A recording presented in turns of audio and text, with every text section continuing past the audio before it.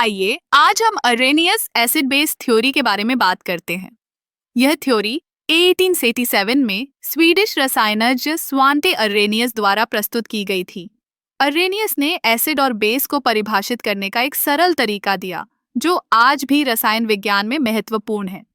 Arrhenius के अनुसार acid वह पदार्थ है जो पानी में घुलने पर हाइड्रोजन आयन यानी H+ छोड़ता है। उदाहरण के लिए हाइड्रोक्लोरिक एसिड HCl जब पानी में घुलता है तो यह H+ आयन और क्लोराइड आयन Cl तले में डिसोसिएट होता है। इसका मतलब है कि जब आप HCl को पानी में मिलाते हैं तो यह एसिडिक समाधान बनाता है। अब बात करते हैं बेस की। अरेनियस के अनुसार बेस वह पदार्थ है जो पानी में घुलने पर हाइड्रोक्साइड आयन यानी OH छोड़ता है, जैसे कि सोडियम हाइड्रोक्साइड से NaOH जब पानी में घुलता है तो यह Na+ और OH में डिसोसिएट होता है।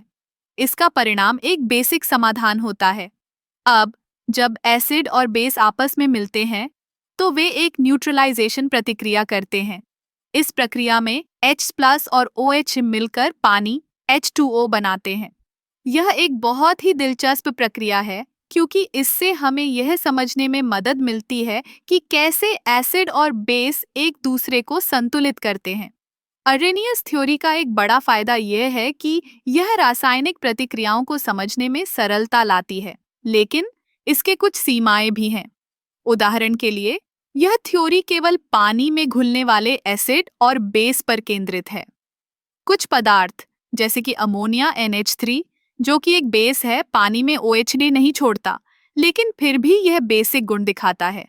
इसलिए रसायनज्ञों ने एसिड और बेस की और भी परिभाषाएं विकसित की हैं, जैसे कि ब्रोंस्टेड-लोरी थ्योरी।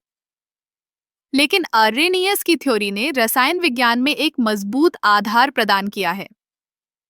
इस थ्योरी के माध्यम से हम यह भी समझ सकते हैं कि एसिड और बेस का उपयोग कैसे किया जाता है।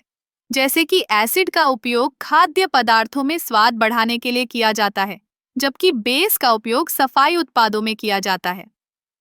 तो अरेनियस एसिड बेस थ्योरी ने हमें रसायन विज्ञान की दुनिया में एक नई दृष्टि दी है।